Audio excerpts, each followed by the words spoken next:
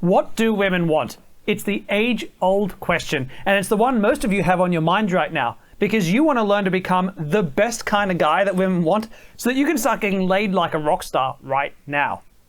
But did you know that most of what you think you know about sexual selection by women is totally wrong? See, this video is a response to the thousands of comments that I get on my YouTube videos every single week with guys sort of saying things. They make facts. They state what they think are facts about how women behave sexually, and they're often totally wrong with absolutely no foundation in science whatsoever. So, what do women really want? Keep watching to find out.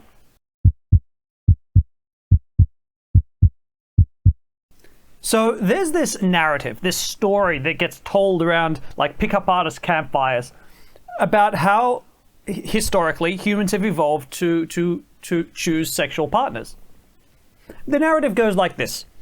For millennia, human beings have lived in small tribes, and in those small tribes, the men and the women had to select mates based on certain criteria. You see, the men, well, they could just go around and shag whoever the heck they wanted, and they should go around and shag whoever the heck they wanted, because they bore no responsibility for helping to raise the children if they didn't want to. There was no one to hold them to that fact, so men could just go around and be sexually crazy. That's how men are evolved. That makes sense. In these tribes, however, women bear a lot of responsibility if they have sex, because they give birth, they have children. And if a woman has sex and she doesn't know who the father is, or she has sex and the father doesn't hang around for her, that baby's probably going to die, and she's probably going to die. And the reason for that is that it's a hard world out there, and women can get really incapacitated when they're pregnant, when they have young children. They need a man around to help them. So is this story true? Because this story leads on to a lot of other beliefs, right? It leads on to the belief that because of these sexual predilections, women want monogamy. They need monogamy. They need a protective male to hang around and protect her, right? That's what they're looking for. They're looking for that guy, that stable rock. Whereas men don't need that. Men don't need it at all. And this really, it creates a lot of the ways that we go about attracting women and talking to women in our day-to-day lives. And so is this story true? Well, stories are dangerous. Now, this particular kind of narrative about human history, it evolved in an era decades ago when we told a lot of stories about human behavior. And a lot of those stories were based on a little bit of science and a lot on the social norms at the time. So, for example, we used very similar stories to justify the belief that women were less intelligent than men. And we used stories like this to justify the notion that anyone who wasn't white was somehow evolutionarily inferior to white people, right? We used stories that were crazy, that had almost no science to back them, but that seemed rational enough. And they seemed rational enough because they matched our belief about the world at that point in time. So what does the science actually have to say when we actually go and have a look at ancient tribes or existing tribes that have very little Western influence? Well, I'll tell you what we discover, and it's quite an interesting one. First of all, that there appears to be very little commonality in sexual behavior from one tribe to another, right? It appears like you get some tribes which have women making the sexual first move, like women go out there and choose the mate. Guys have very little say in it. You get tribes that are very, very harem-oriented, right? So you get a few guys at the top with like 28 wives, and you get the guys below them getting none. And then you get tribes where, the women have the belief that they have to have sex with a variety of different men to imbue their children that they're going to have with those different traits. So a woman in that tribe is going to go out and she's going to shag the really strong alpha kind of chest beater guy. But then the very next day, she's going to shag the geek in the group because she wants a child also to have brains, and so on and so forth. So our sexual behaviors seem to be incredibly variable, right? Able to change depending on the culture in which we find ourselves. And that's one of the hallmarks of what scientists believe right now as a basic rule of thumb in humans, and that is that we are incredibly sexually plastic. We can change how we go about selecting mates, right? Depending on what we're surrounded by. And there's another rule of thumb which is really fascinating, and that should be quite telling about women, is that women's sexual behavior is very dependent on the safety of her environment. So if we look at tribes that have a lot of war, so tribes that war with neighboring tribes, like if you look at like ancient Middle East, for example, right, where there's lots of like infighting, wars going on between factions. What you see is then you see to emerge harem mentalities. You see that it becomes patriarchal, male dominated, because men are stronger. Men tend to be the ones that go to fight, right? So men tend to be the most important members of that society. You get the harem mentality, so the men tend to get lots and lots of wives, and the men become the dominant, like, mate seekers. Now that kind of makes sense, because men in those societies, they're the protectors, and they're very important protectors, and they're rarer because lots of men die. So men are dying in battle far more frequently than women are dying in battle. So the ratio of men to women is less. Therefore, you need large volumes of women to flock to a protective male, the few protective males that are left.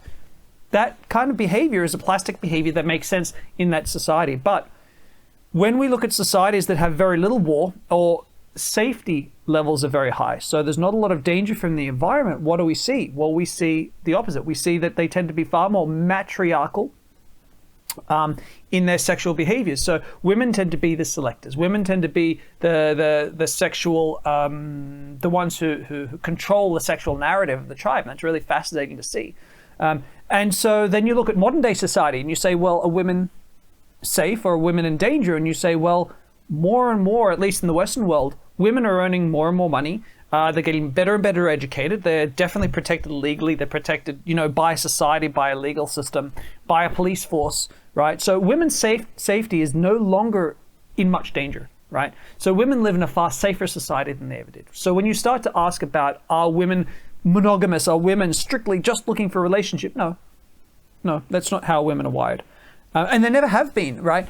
There's a lot of talk about that narrative that women have to be careful, at least historically, because if they had a child, they were incapacitated. But that was never true. Like, when we look at the scientific record, we can see that tribes raised children together, right? If a woman had a baby, didn't know who the dad was killed, that baby was raised by the tribe anyway. The mum would nurse it, the mum would give it love, but the tribe would look after that child just as much. Why? Because the tribe's all related. That baby is a lot of people's first, second, third cousin once removed. They're all related, so they're looking after the child because they're a part of the family. The family unit is much larger than just mum and dad, like it is today in today's cultures, right? So that was rarely ever a danger, that the mum's children wouldn't be looked after by the tribe. So that's complete rubbish, that story that we tell. And I want to go even further into this rabbit hole of women are monogamous creatures. I want to have a little bit of a talk about this. When we really ask how are humans wired to behave, let's look at how we're built. All right. If we look at a woman's body and our behavior, so let's look at a woman's body. Ask yourself. I don't know if you've ever asked yourself this: why do women enjoy sex almost the whole month round? Women are only really fertile for a few days in a month. Why do women enjoy sex the whole month round? Why are they wired that way? Most other animals aren't. Most females in the species are only open to sex during those few days of the month or year when they're actually, able to procreate. So that's number one. Why do women enjoy sex? Number two, why do women generally enjoy sex for longer than men? And why can they have multiple orgasms? Why is that a thing? Right? It's a question that needs to be asked, right? Why in general does the average amount of time a male has sex so much lower than the average amount of time a female would want to have sex? Interesting question. Why regardless of any culture that you look at, why are women why are women so vocal during sex? Because that's another big one, right? It doesn't matter what culture you look at, the women are always big sexual vocalizers. And that means that women are saying that they're making very loud and letting the tribe know, I'm having sex right now. I'm sexually active. Woo! Everyone look at me. Why do women do that? That's not necessary. Again, then let's look at the male bodies. Now, there's a couple of interesting things about a male body, but the biggest one is this. The male penis. Very odd shape. I don't know if you've ever thought about it, but male human penises are very, very oddly shaped for a penis. They're mostly being about the mushroom tip at the top. Why do we have that? Why is that shape there? Well, it turns out that shape is there because it acts as a plunger. It pulls out other men's semen out of a woman's vagina and replaces it with his own. Odd stuff, right? There's a lot of this. There's a lot of really weird stuff going on in our genetics. If you look at male sperm, right? What human sperm does is it's a lot of it, like a large percentage of human sperm, is actually designed to attack sperm from other males, right? It's killer sperm. It attacks other men's sperm. So, why? Why have we evolved over millennia to have sperm that attacks other men's sperm? Because the sperm is competing in the vagina. So, when we look at all these things, what do we see? We see a long historic record of evolution where there has been a lot of promiscuous sex, like a lot, like I'm talking like orgy levels of promiscuous sex going on somewhere in the human record for a very, very long period of time, right? So that is still very much in our sexual DNA. You know, the notion that we're meant to pair bond and pair bond for life is not quite right at all. In fact, it's nowhere close to right. You know, the notion that humans are meant to pair bond mostly and occasionally philander, that doesn't really fit in with the record that we can see either with the way that humans have evolved. So that whole narrative, it's bogus, it's corrupt. It's true that women to some degree in modern society, and men of course, we are shaped by our society, by the rules that are imposed upon us by a mostly sort of a Yahweh, you know, Christian, Muslim, Judaic religion, social structure, right? That's mostly imposed on us, but our culture can change, and it changes rapidly. Look how much our culture has changed with our views to sex, especially women's sexuality, since the 50s, since the 40s, right? How much has that changed between then and the 60s, right? Just 3-4 decades, radically altered. So what do women want? Well, before I talk about what women want, let's talk about what you want, right? And I know what you want. You want women. You want to be able to date lots of women. You want to be able to attract lots of women. And probably you want to be able to sleep with lots of women before you find a long-term partner.